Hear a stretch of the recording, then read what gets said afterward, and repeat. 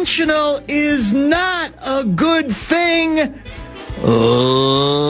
Leader Fan Radio Network. But you know what? And KFAN.com.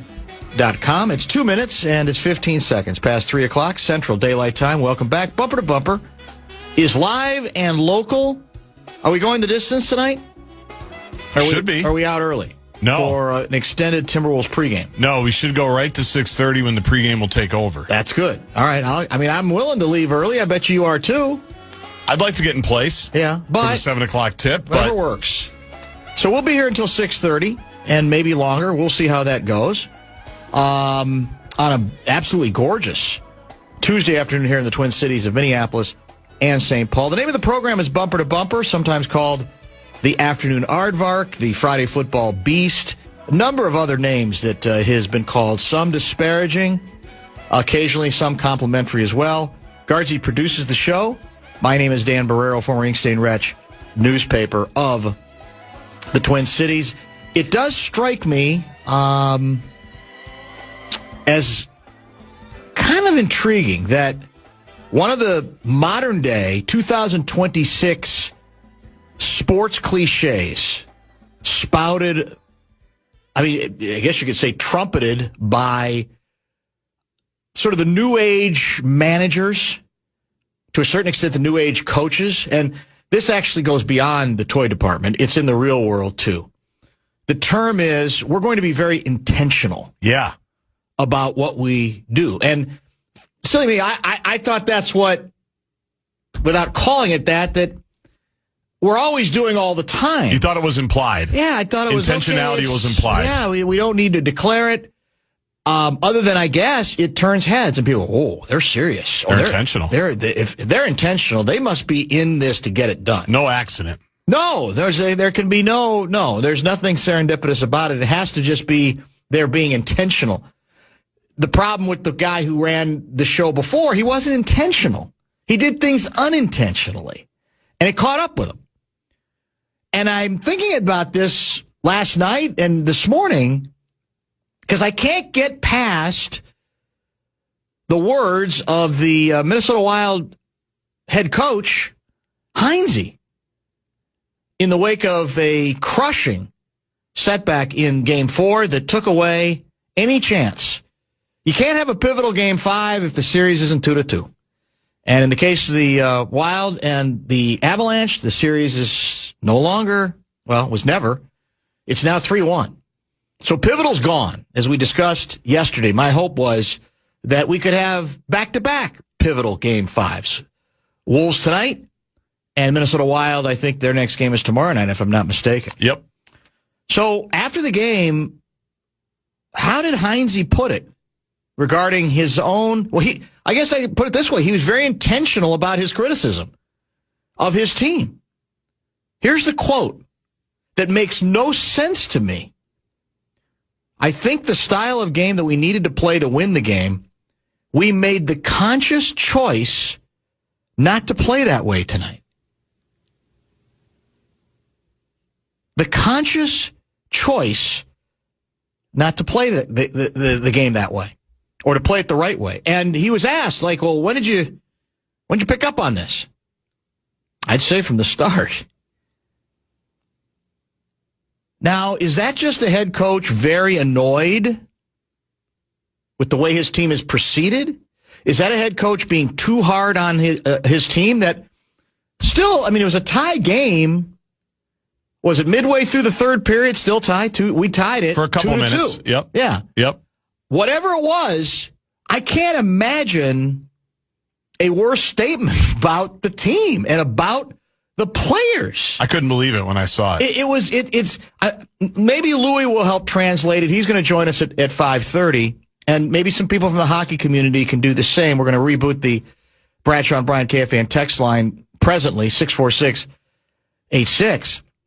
But that's a new one on me. I've listened to a lot of coaches over the decades respond to and comment on a loss, a significant loss in the postseason. I've seen a lot of different strategies deployed, right?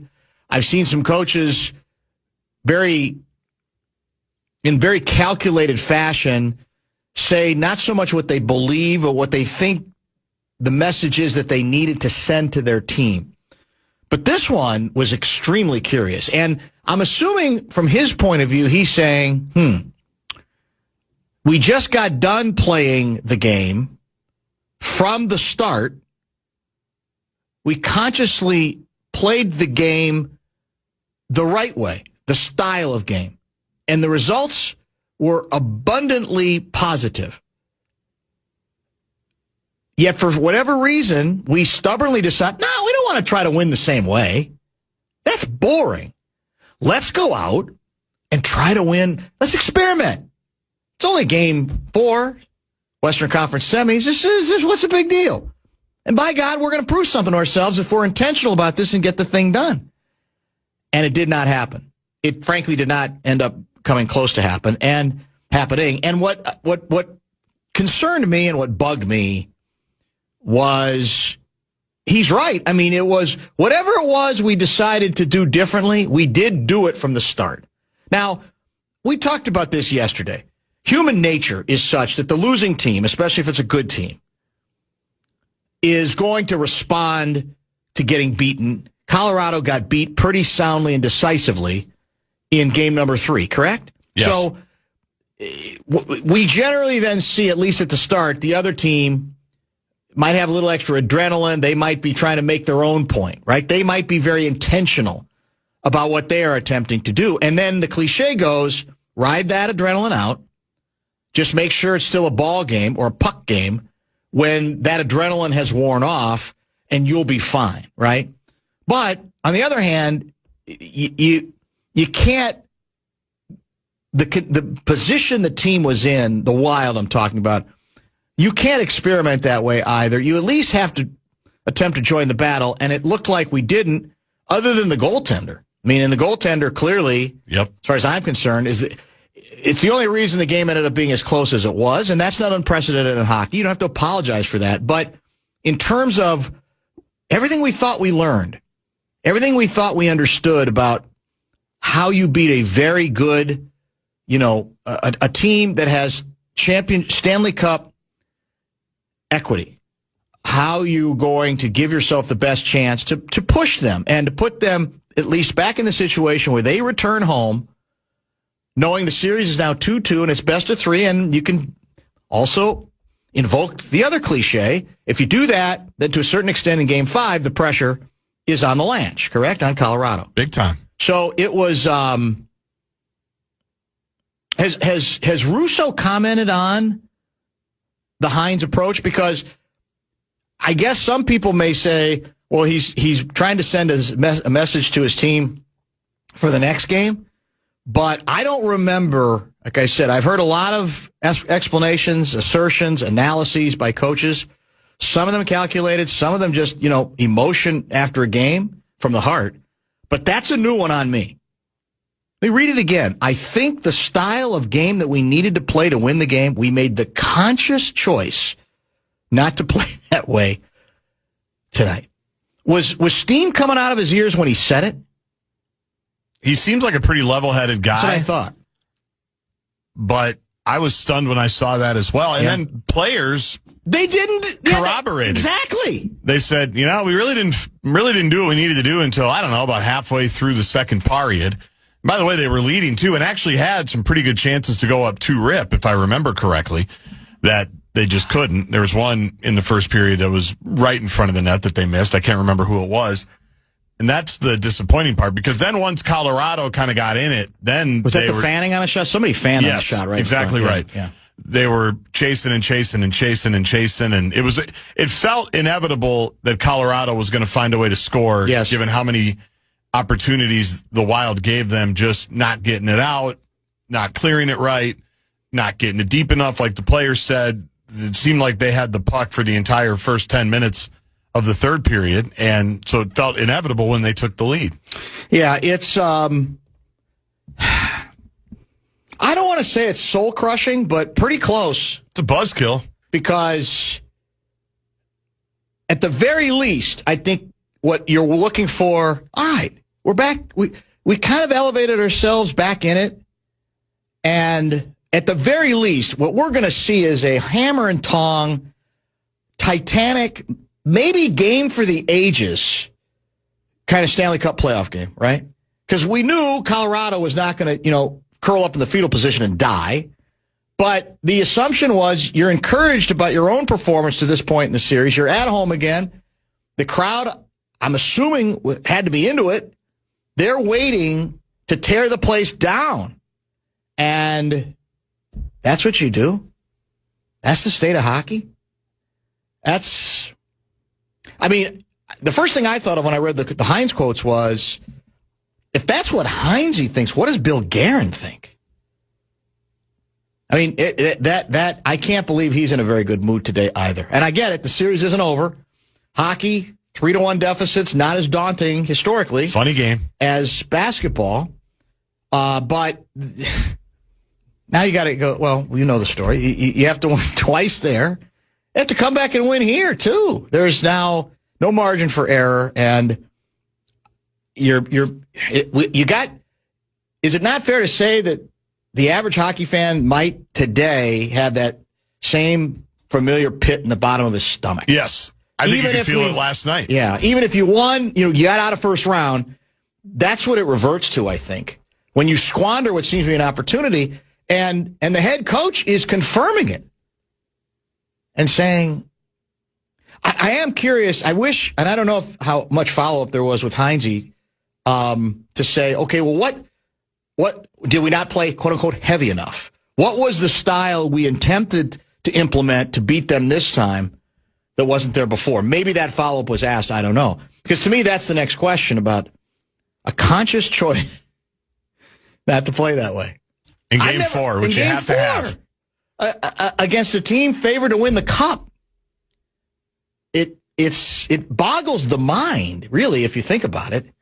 And as you said, the locker room, maybe nobody was in the mood to, but it wasn't like anybody said, I respectfully disagree with the coach. That they had something to do with it. There's some things we didn't do, but we weren't like consciously, we weren't intentionally doing what our head coach is suggesting. So maybe he was just that maybe his ass was just that frosted. Maybe he was just that annoyed by what he saw that he said, I'm gonna say something that I don't literally mean that we consciously did it, but it almost feels like we did because I don't like the feeling we now have about the opportunity that we have squandered, now finding ourselves with no remaining margin for error against a better team on top of that, correct? Yes. So there you have it. FanandBigDeck.com. I'm going to give you a chance to win bonus bucks. It is our national cash contest. The first keyword of the afternoon is fun. Go to KFAN.com and enter the keyword fun. I'm going to need help from you as well. I'm going to need help from the audience on how the word revenge has become twisted to a point where it's almost unrecognizable as we prepare for the pivotal Game 5, Wolves and Spurs tonight on The Fan. We'll explain when we return. You're listening to Barreiro on The Fan. From the 1-800-ASK-GARY Traffic Center. Over the island, be at Treasure Island May 28th and 29th for 2 shows bursting with laughs, games, and incredible prizes, including trips to where else? Vegas. Book your stay. Save 20% with promo code KFAN. Plus, a huge announcement you won't want to miss. Get the details now at KFAN.com, keyword calendar. I am told that by the end of yesterday's program, so we wrapped up at regular time, 6:30. Is that correct? That by the end of the show, the number of paid AaronGleeman.com subscribers had ballooned to 350,000. He's already hired multiple editors and graphics people. That's 100% right. Yep. He might even open like a Duluth bureau, for God's sake. A couple other spots. He's a big Minnesota guy. Is he one of us? He is one of us, yeah, yes, from St. Paul, sure. I think. St. Paul originally? Is that true? I think so. Oh. That side of the river. That side of the river, yeah. Okay. It's through the roof is what it is. We change lives. That's exactly what we do. I'm sure it's coincidence that Gleeman was on with us from 4 till like 5:07, as Fallness reminded us. Went a little longer than usual. I thought I heard something about 91% for hockey teams winning Game 4 to go up 3-1. Is basketball an even higher probability, or did I miss a secondary variable in that 91% stat. I have no idea what the rule is. Is he saying if you win 91%?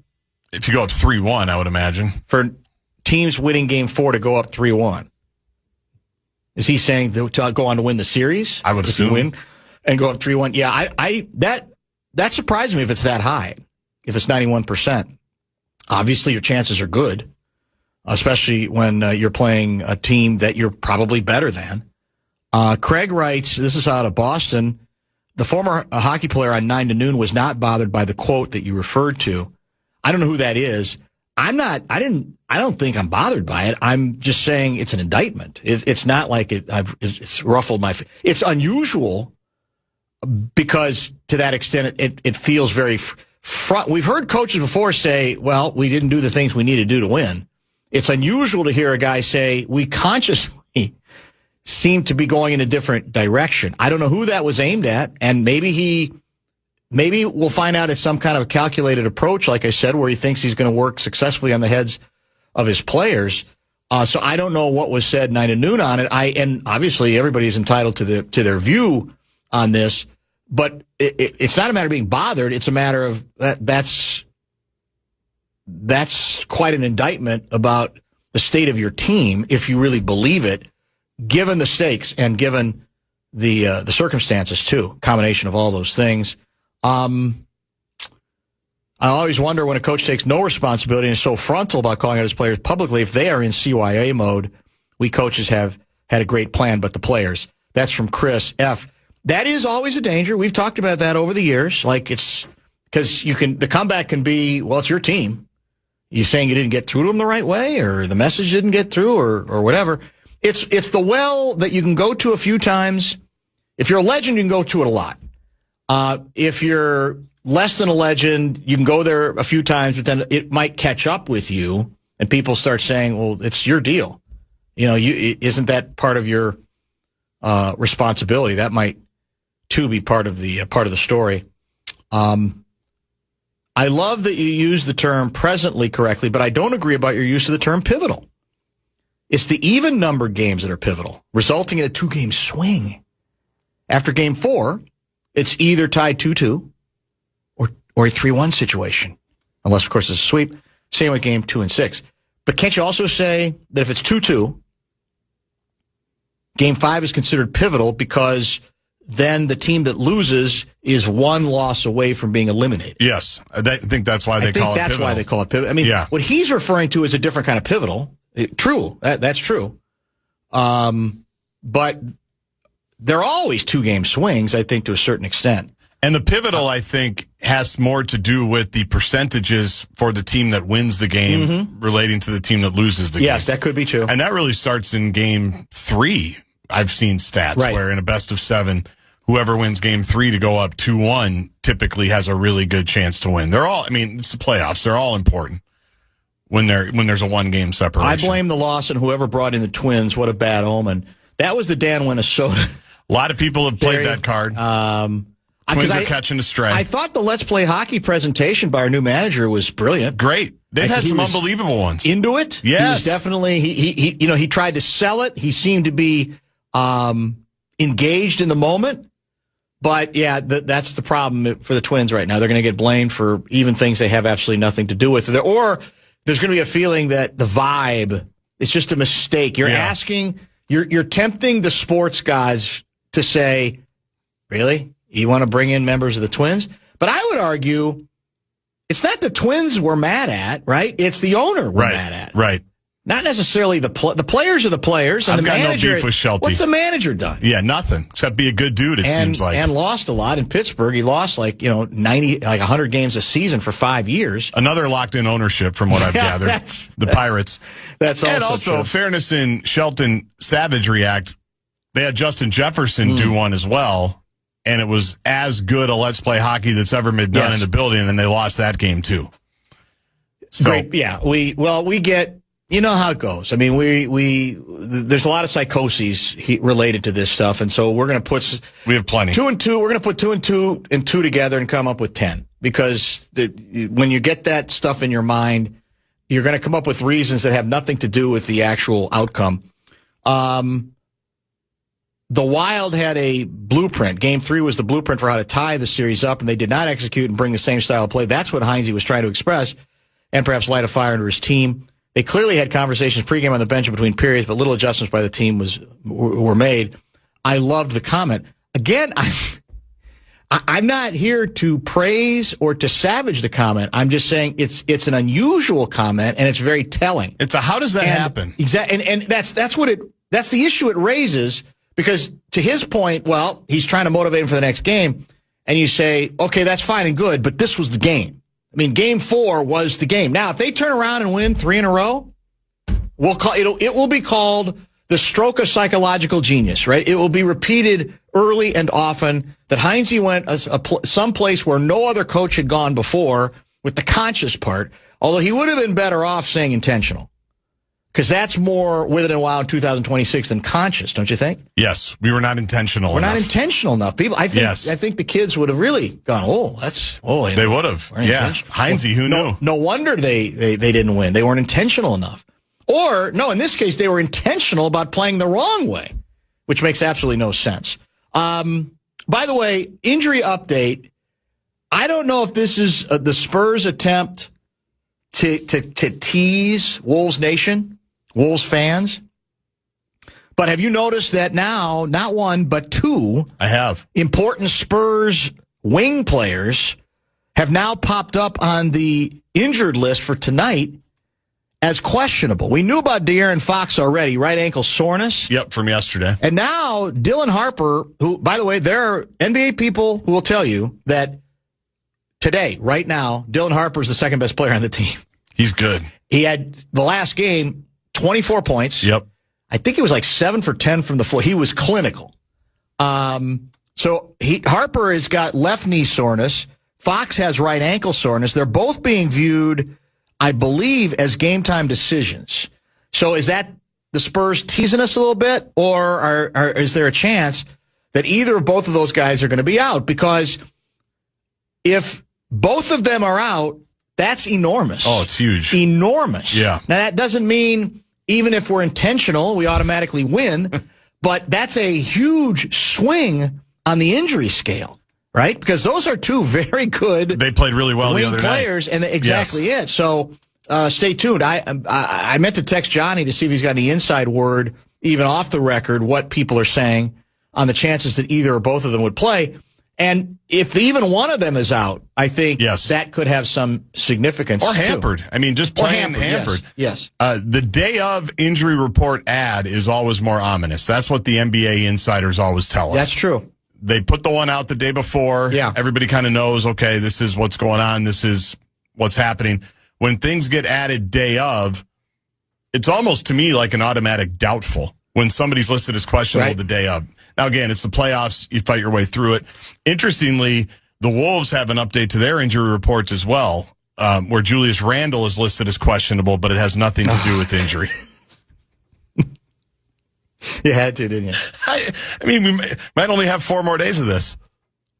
Did you listen to the things Randle had to say after the victory? No, I didn't listen.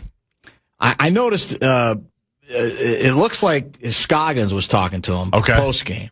He'll get you to cut open a vein. He didn't acknowledge, I think he called his performance solid. Yeah. Now, again, I get it. Players aren't going to savage themselves, but you'd like to think at some point, you go, hey, I got to do more to help my guy. This is not me. I had a couple moments, but he sounded a bit on the defensive side. We talked about his stats yesterday. They've been awful in this series. He's shooting in the like 33%, 35% range. He's got I don't even care about 3 times more turnovers than assists. That's it. So, yeah, the turnovers have been very bad, too. But here's where I need help on. So all I've read today in preparation and seen, both broadcast and online written material, is this question being asked in varying ways.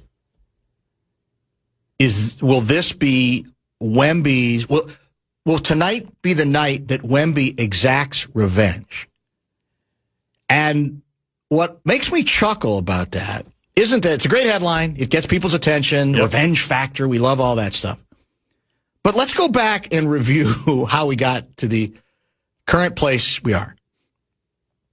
Wemby being guarded, I'd say hard, but I don't think dirtily, to be honest with you, throws a deliberate, calculated, vicious elbow, gets thrown out of the game, which was automatic on the basis of the way the rules are set up for a flagrant two, doesn't get any further suspension, doesn't get fined at all, leaves his team in the lurch in a key game in which this team might have gotten control by losing control of himself. And he's mad as hell, is not going to take it anymore? How does that add up to me? It makes no sense. The guy who has a right to talk about revenge, if you're going to go down the R word, is Naz Reid. Right? He's the guy who got knocked. Big time. And somehow this is being turned into, you woke up the sleeping giant by surrounding him and fouling him. That's waking up the sleeping giant, and then he responds by getting kicked out of the game, and somehow that's the Wolves' fault. So he has a right to say, I'm going to take it out on him. It makes, as an angle, it just doesn't make any sense to me regarding revenge, right? No, it doesn't. We're just making the, and what it is we like the angle because is it possible that he will come back and play the game of his life? Yes, but I would submit the reason he should be motivated and want to do that is he let his team down. Not that somehow Wolves are going to pay for that. The Wolves are going to pay for me throwing a flagrant two vicious elbow to an opposing player's throat. That doesn't make any sense. But we want it so bad. He's not going to take this anymore. Now, Draymond Green, who better, by the way, at a time like this, the ultimate arbiter of all cheap shots. We were waiting for Draymond to weigh in.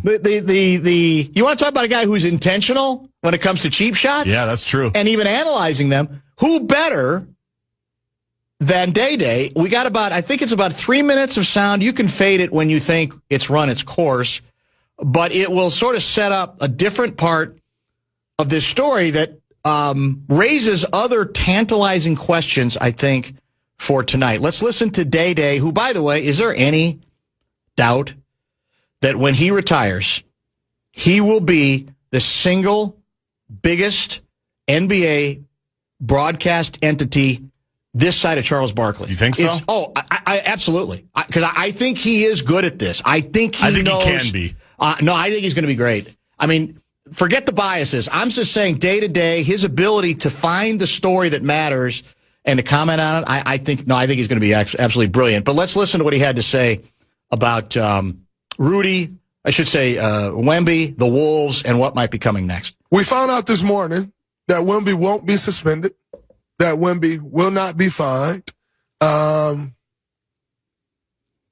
that life just goes on.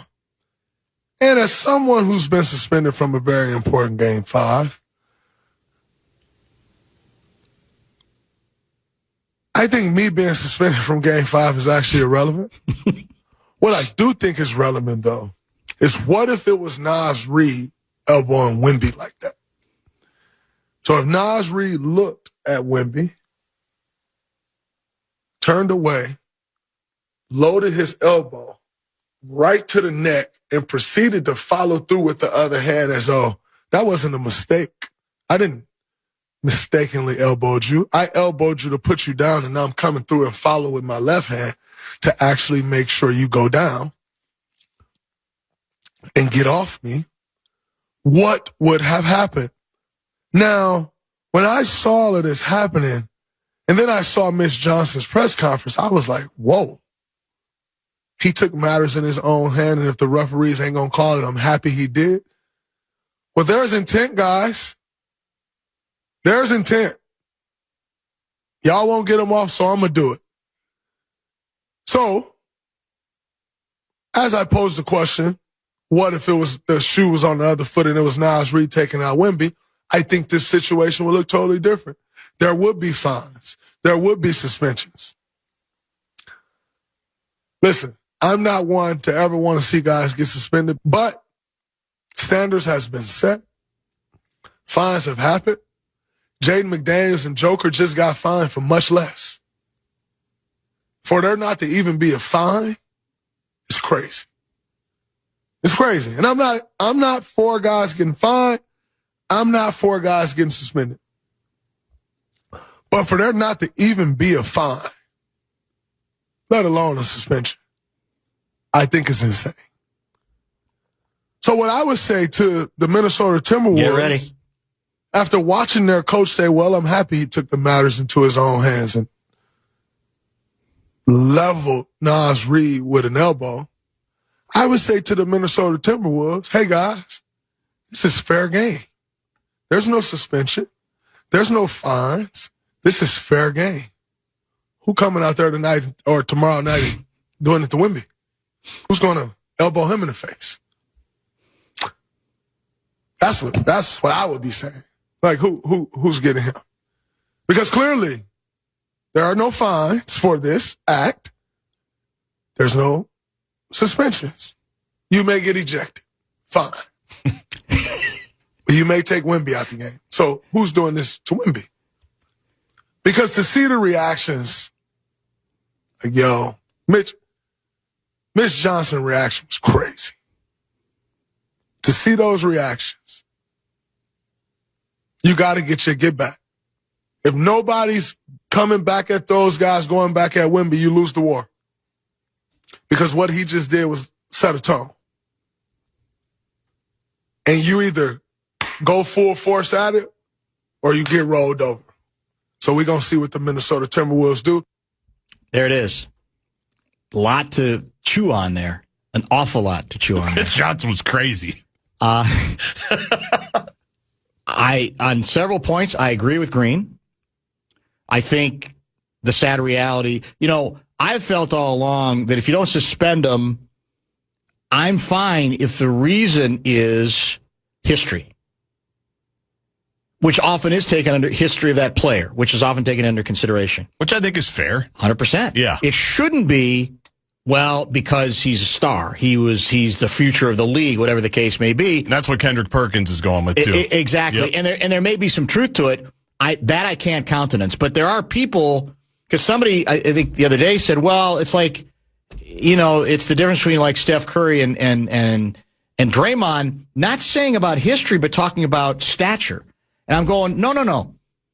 History counts. History should be a part of it as far as I'm concerned. Stature is what shouldn't and sometimes sadly does. But I'm here to tell you, as juicy as those comments were, and I don't disagree with them about the fine, and I don't disagree with them, I think the Spurs coach's reaction has sort of been like, well, that's what we expect him to say. But it is sort of saying, well, he did what he had to do. He was frustrated, and at some point he had to take a stand. I mean, that was a very vicious play that goes beyond even old-style basketball. Even then, it would be viewed as, well, you're going to get thrown out of the game. But we have to define terms. When Draymond says about losing the battle, what's the battle and what's the war tonight? The battle might well be confrontations or, physical situations that arise and statements you might want to try to make that you're not backing down regardless of a concern that the refs are going to try to protect the player or overcorrect, and that you're not going to back down just because he threw a vicious elbow. You're still going to guard him tough. But the war is the victory. Correct. The war is the game. And so I'll grant you this. If Ingles is ready to be sacrificed to go out there. What's Berenjay up to? And even Berenjay, because, then, okay, then, I guess you'd have to consider it. But you cannot. That's sadly one of Draymond's weaknesses is you have to remember that the war isn't just that macho, I got to fire back, we got to stand up for ourselves. I think there's ways to do that physically in this game. Test the refs. We'll see how that goes. Often there is an overreaction.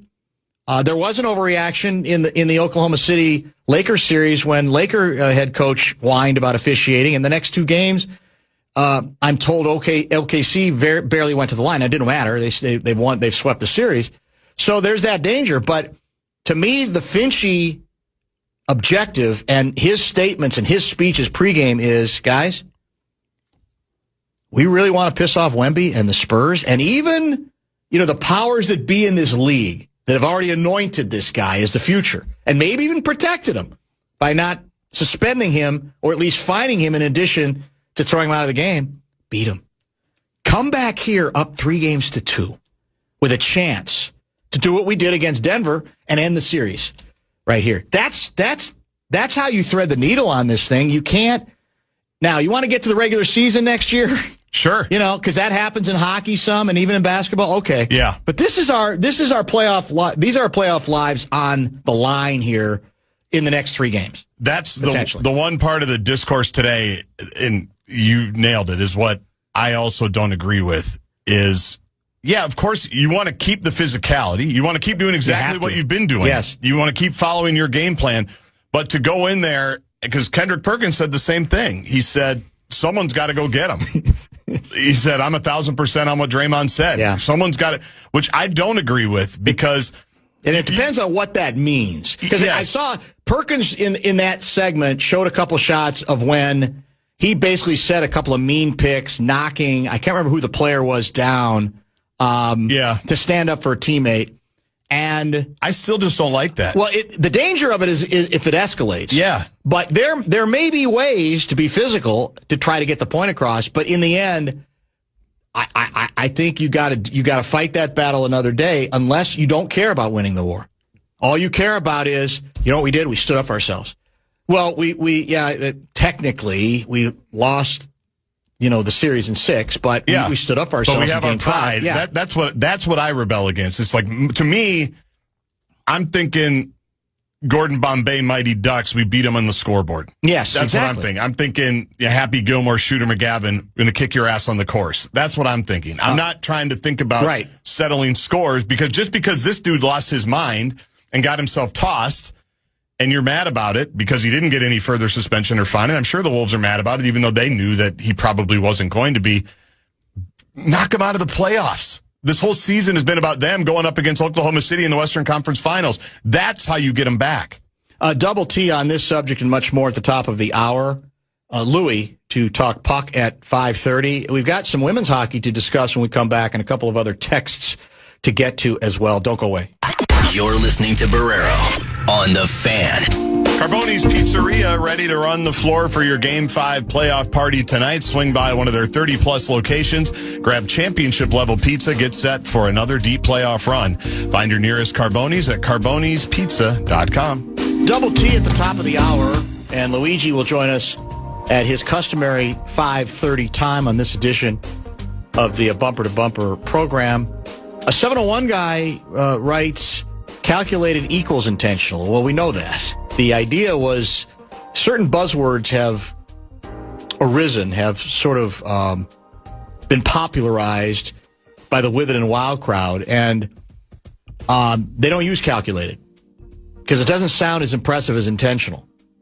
So that was the point. We're well aware that the word that Hynes used in his quote basically means the same thing. But you got to follow along here, 701 guy. The word intentional has become kind of a catchword and a subject we've had some fun with from time to time. 763 writes, Dan, the way of the word revenge is used in the context of Wemby is against the league and not the Wolves or Nas. He's going to come out tonight and put up a quadruple double and drop 50-plus on the Wolves tonight. He might. But I'll ask 763 guy the same thing. Against the league for what? The league had, first of all, didn't make the decision to have him thrown out of the game. There is no one, even in the San Antonio Spurs organization, who has disputed the decision to have him thrown out of the game. The behavior literally defined a flagrant 2. So he's mad at the league. He's going to be mad at the league for throwing him out and not any additional punishment when they could have levied additional punishment. That's what doesn't make sense. This is all about the Wemby mythology. I hate to say it, is he's the guy, and he should be. He's tremendous, and I think there's no reason to think he's not going to be anything but an all-time player. But we're getting caught up, a lot of even people in my business are there getting caught up in the mythology of he's mad now. Okay, he might. Michael Jordan used to lie to himself about being disrespected. Wemby was not disrespected by the league. Literally, his action with the elbow is textbook of, it wasn't even like a borderline call that he had to be thrown out of the game.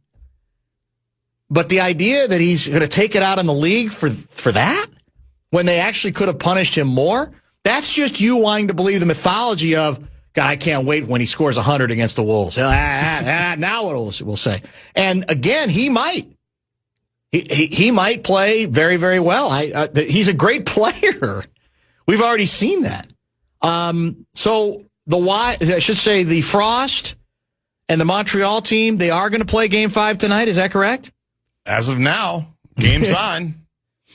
We'll see if anybody else gets the sniffles for Montreal. I stand by my position yesterday. This whole thing smells. It may well be that it was a league decision. Remember, there are individual teams, but they're all run by the same people, right? That's the way this league is set up right now. They're saying that's the only way it can work financially, at least early. So I'm not here saying this was a Montreal team conspiracy, but nobody's going to tell me. Again, it's unfortunate, but what I've read, and I think there are indications, they had enough players to play. They were going to be missing some key players, but this notion that it's basically the intestinal flu.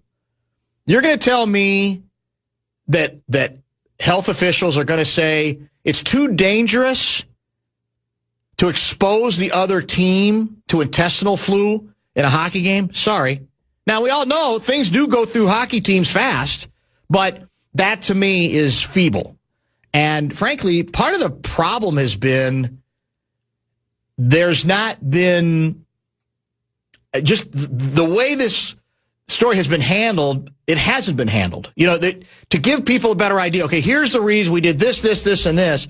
If there's been any kind of presser to that point or any kind of statements I've missed, forgive me, I'll look for them. I haven't been able to find them. But it's all been very vague about that this was that league health officials kind of made this call. And it's not the hantavirus. And it's not, so it's thin to me. And it comes off whether it's intended or not. Now, I will also say, I have been told, in terms of extra players, because, finances are still relatively limited compared to certainly the NHL, that they don't have as many extra players. That might make this more problematic. But I keep reading that there were enough players to play. And it's their bad luck if their main players are not available. I don't deny that, but you got to play it. It's an unfortunate circumstance, but to me, if you got enough people, you have to play the game. And if you don't, it falls under that classification to me of looking kind of patronizing. Like, well, we got to protect these female athletes. Come on. I mean, and everything I've been told indicated that our club wanted to play. Of course. And they're ready to go. And again, you could say, well, what if the shoe was on the other foot? You're right. I mean, you may look at it differently, and it's an unfortunate circumstance, but also giving these scheduling issues that have to do with arena availabilities for the next round, now it's getting really complicated. No time to sell tickets, hardly at all. You got to play the game. And nothing I've seen yet takes away my suspicion that this was a bad decision that was done for all the wrong reasons. If you're trying to become big time and want to be taken seriously as a league, as unfortunate as that circumstance would be, I think you got to play the game, don't you? 100%. Knowing now what we know, that it was 4 or 5 players that were sick, 100% you have to play the game. Because to quote Draymond Green from earlier, now what's the precedent?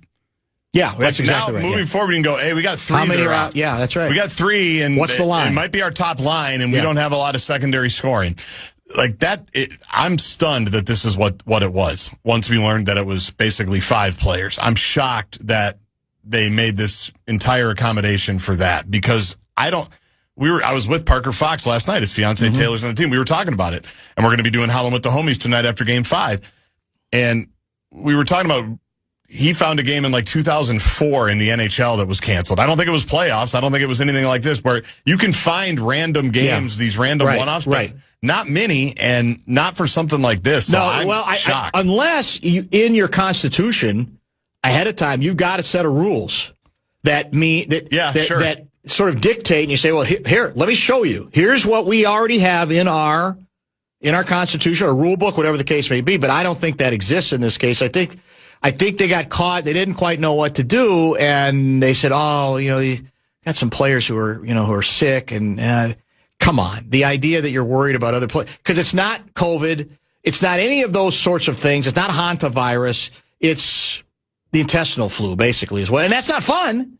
But no, if you want to be taken seriously, you got to go ahead and play. No matter, and I would say the same thing whether the Frost were on the other side of this or not. I think you have to. I think we would. Double T on Wolves Spurs. By the way, Wolves still double-digit underdogs tonight. Make a lot of money betting Wolves money line. And that's what's interesting. So we'll talk to Double T. What's the formula for success from the Wolves tonight? What chance does he give the Wolves tonight? His reaction to the Wemby, Fury, and so much more. He's always got the coolest head in the room. Double T, Trent Tucker, is next. Bumper to Bumper with Dan Barreiro.